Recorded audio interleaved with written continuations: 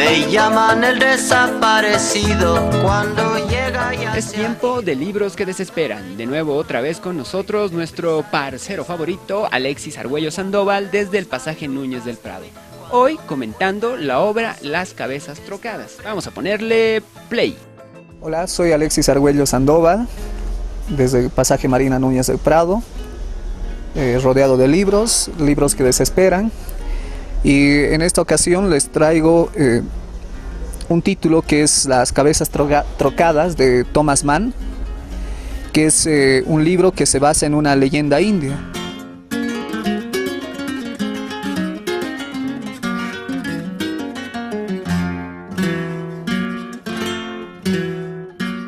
Este texto prácticamente tiene que ver con una leyenda india, la cual termina reescribiendo, ¿no?, en cierta medida Thomas Mann, que es este gran escritor, ¿no?, alemán que ganó un premio Nobel.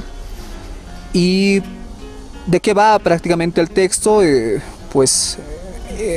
esta edición, la que tengo de Editorial Sudamericana, Francisco Ayala le hace un prólogo en el cual él indica de que en el libro Carlota de Weimar ya se comienza a hablar más o menos, por lo menos, del argumento, ¿no?, del texto. ¿Y de qué trata? Es prácticamente una historia en la cual hay dos amigos que se complementan, que son diferentes en gran medida uno del otro, y ambos se terminan jurando amistad eterna, ¿no?, al punto de llegar a indicar entre ambos de que si uno consigue o es afecto a una enfermedad muy grande o muy grave o incurable, le pide al otro de que arme una pira de fuego, y en esta pira de fuego pues termine metiéndolo y termine quemando su cuerpo. Y el otro amigo lo que le dice es de que él además de hacer aquello, terminaría metiéndose él mismo, ¿no?, dentro de esta pira para llegar a consumar este tipo de amistad. Pero como sabemos, las amistades no siempre terminan no siempre llegan a buen puerto. Y estos dos personajes terminan prácticamente al ver a una mujer que es Sita desnuda bañándose en un baño ritual, sin que ésta termine notando aquello, pues uno de ellos termina enamorándose, ¿no? No sé si decir, es que es más una idealización la que termina siendo de esta persona. Y claro, o sea, el otro amigo es quien conoce precisamente a Sita y termina pues en cierta medida siendo intermediario para que ambos terminen conviviendo juntos y lo que llamamos nosotros casándose, ¿no? Y precisamente lo que ocurre después de aquello es que ambos durante un viaje, porque son tan amigos que dentro de aquello uno de ellos termina siendo como una especie de, ¿cómo se puede decir?, de chofer precisamente, que termina guiándolos para hacer un viaje y termina manejando las riendas de los caballos y demás. Pero ocurre una especie de imprevisto, ¿no?, que se toma un camino que no es el pensado y terminan perdidos, ¿no?, los tres. Y al hacer esto, lo que sucede es de que están cerca de un santuario y el marido justamente de Sita lo que hace es meterse dentro de este espacio que está dedicado a una de estas diosas que tienen que ver precisamente con la vida, ¿no? Y en esta especie de santuario lo que hay es una espada, y es una espada para que la gente termine justamente ofrendando su sangre, ¿no? Y por varias cosas que justamente si ustedes leen el libro, el marido de Sita en este caso lo que hace es cercenarse la cabeza. Y al hacer aquello, lo que hace es derramar sangre y demás en el lugar. Y las otras dos personas que son Sita y el otro amigo, dentro de esta especie de carruaje, se preocupan, ¿por qué no tarda en volver y demás, ¿no? Y al ocurrir aquello, lo que hacen después, el otro amigo se ofrece para ir y a traerla, ¿no?, a esta otra persona. Pero allí encuentra la cabeza, ¿no?, precisamente, y el cuerpo ya dividido justamente, ¿no?, en dos.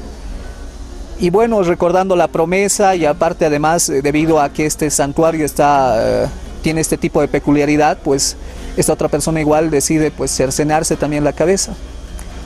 Y al hacerlo igual terminan ambos cuerpos separados y Sita está esperando impaciente para saber qué pasa, y al final pasan prácticamente ya la noche y se decide a ingresar, ¿no?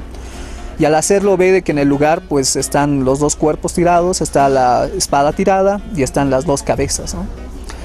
Y ahí ya se viene el porqué del título de las cabezas trocadas, porque en realidad esta deidad, o sea, Sita termina lamentándose por qué y termina incluso aceptando de que es parte de la responsable de que aquello haya ocurrido, porque ella sentía que deseaba a su marido, pero tenía un tipo de carácter más bien pues de estudio, y tenía un cuerpo más frágil, si bien un rostro más fino, pero la otra persona tenía, si bien era menos, un poco más tosca, pero igual a la vez amable, y tenía un cuerpo pues que era bastante atlético, ¿no?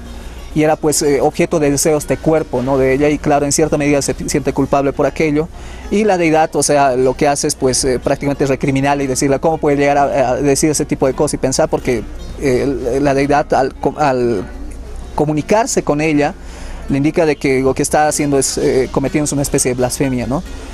Y bueno, dentro de este tipo de llanto y demás, lo que sucede es de que a Sita justamente la deidad lo que hace es sugerirle, bueno, en realidad lo que hace es ordenarle de que para que no se pierdan esta sangre de estos sus dos hijos y en vano, pues termine uniendo las cabezas, ¿no?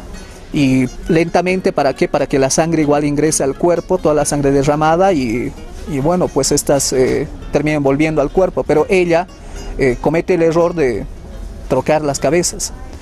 Y lo hace, bueno, en el texto es bastante creíble que lo hace así prácticamente sin querer, ¿no?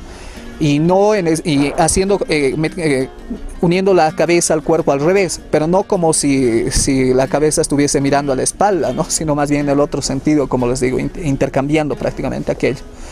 Ambos vuelven a la vida, se preguntan qué termina pasando, y pues ahí ya se viene la decisión de quién es esposa ella. Si es del cuerpo o de la cabeza, de quién, porque ya es prácticamente allí tiene el ideal que ella pensaba, ¿no? El cuerpo deseado y la cabeza deseada. Y bueno, dentro de aquello van a buscar consejo precisamente con los sabios prácticamente, y uno de ellos pues termina indicándoles de que en realidad es la cabeza la que termina definiendo, ¿no? La personalidad de alguien. Pero ella está esperando un hijo, y entonces, ¿de quién es el hijo? ¿No? Porque las cabezas no son las que terminan procreando, ¿no? Y pues dentro de aquello lo que se indica es esto, y pues vuelven a establecer la relación conyugal, pero justamente en este caso con el cuerpo de otra persona y la cabeza de su marido, ¿no? Y lo interesante dentro de aquello es, lo más lindo, digamos, dentro del texto es qué ocurre con aquello. O sea, si bien la cabeza dirige al cuerpo, pues las facciones igual del cuerpo, luego más adelante, si bien al inicio todo es pasión y demás, debido al deseo que se tenía, pues esta cabeza en cierta medida y los hábitos y demás hacen de que el cuerpo vaya ganando unas facciones más delicadas, como la anterior, ¿no? La de su esposo. Y pues existe una transformación, el otro amigo se aleja, y en el otro espacio, debido a su tipo de actividades y demás, pues termina ganando la fortaleza, incluso una especie de vello en el pecho, ¿no? Que era una especie de vellocino que tenía. Y pues dentro de aquello, lo que sucede es de que termina yendo a buscar al otro para presentarle al hijo, porque sabe de que el hijo le pertenece al cuerpo del otro amigo, ¿no? Dentro de aquello, el otro termina siguiendo a Sita. Y pues lo que sucede ya es prácticamente pues allí bastante interesante, porque en realidad entre ambos igual vuelve en este sentido la promesa inicial, ¿no? De qué hacer. Y bueno, en realidad obviamente no les termino llegando a contar el final, pero es trágico. Y es bastante lindo en este sentido el libro. ¿Por qué? Porque parte de esto, ¿no? O sea, por ejemplo, les voy a terminar leyendo un fragmento del texto en el cual habla respecto a esto de lo que es el valor de la amistad, ¿no? Y aquí dice en esta parte, en la página 16 de esta edición en sudamericana: la amistad de ambos jóvenes se basaba en la diferencia de sus sentimientos del yo y de lo mío, de los cuales el de cada uno se dirigía hacia los del otro, La encarnación crea aislamiento, el aislamiento crea diferencia, la diferencia crea comparación, la comparación crea inquietud, la inquietud crea asombro, el asombro crea admiración y la admiración crea deseo de intercambio y unión. Bueno, este texto, si bien es una de las obras menores, entre comillas, de Thomas Mann, pues no es obviamente La montaña mágica, no es Doctor Faustus, pero realmente termina siendo una cosa linda, ¿no? Y además que es una novela breve, la cual no llega a las 200 páginas en esta edición que tengo, y realmente en ese sentido la termino recomendando, ¿no? Por ejemplo, igual, pasando otro tipo de cita en este caso, terminan hablando respecto a esto, por ejemplo, ¿no? Es decir, pensaron en mí, yo pobre de mí, era el objeto de su terrible virilidad, y esto me hace estremecer hasta cierto punto, pero solo pensaron en mí con relación a sí mismos, no con relación a mí y a lo que a mí habría de ocurrirme. Eso les preocupaba tan poco en su rabia como les preocupa ahora en que yacen ahí mudos, sin cabeza, y me dejan que yo vea que comienzo a hacer. Comenzar, aquí es cuestión de acabar y no de comenzar. Debo vagar viuda por la vida y llevar la mancha y el oprobio de la mujer que ha cuidado tan mal a su dueño como para que él pereciera. Esa es la suerte de una viuda en todo caso. Pero, ¿qué mancha caerá sobre mí si vuelvo sola a la casa de mi padre y de mi suegro? Es aquí cuando Cita termina hablando y pues se pone en ese dilema, ¿no? Si bien el texto puede tener en cierta medida, si es una lectura sesgada para algunos, o sea, un tipo de corte machista debido a aquello, pues acá precisamente es, al decir esto Cita, en realidad pues pone en duda, ¿no? En cierta medida aquello, o sea, porque en realidad cada quien es dueño en cierta medida de sus actos, ¿no? Eso es lo que deberíamos llegar a comprender ahora, pero como saben siempre al final son más los instintos, ¿no? Los que terminan llegando a primar, ¿no? en una persona. Bueno, para cerrar en este caso con el libro, me vengo precisamente con otro tipo con otra cita igual, y en la cual dice: no acerques demasiado a prisa las cabezas a los cuerpos, a pesar de la gran fuerza de atracción que vas a sentir entre cabeza y tronco, para que la sangre vertida tenga el tiempo de regresar y de ser reabsorbida de nuevo.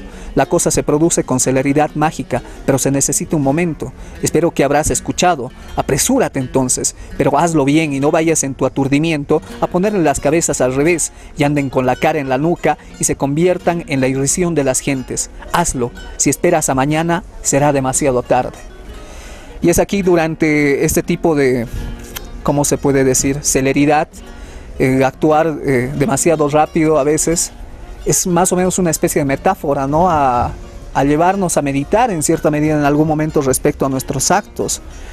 El acto en este caso, ya sea de Cita, ya sea el de los dos amigos, porque uno promete siempre amistad demasiado pronto, al igual que amor a veces, al igual que, no sé, constancia en algo, no solamente en temas que tienen que ver con esto de lo que es el amor. Y realmente en ese sentido es como una fábula, ¿no? Y la moraleja, obviamente, las fábulas buenas, en algún momento Monterroso, no recuerdo quién decía, son aquellas que no tienen la moraleja al final escrita, ¿no? Sino que es alguien, el mismo lector, el que tiene que terminar encontrándolas. Así que si leen Las cabezas trocadas, pues en este caso quien tiene que encontrarle la moraleja no es ni papá, ni mamá, ni señora iglesia, ni, no sé, ni amigo, ni novia, ni pareja, sino el lector, ¿no? Y es una linda invitación en este sentido, por lo menos a pensar 2 veces antes de llegar a cometer un acto. Eso.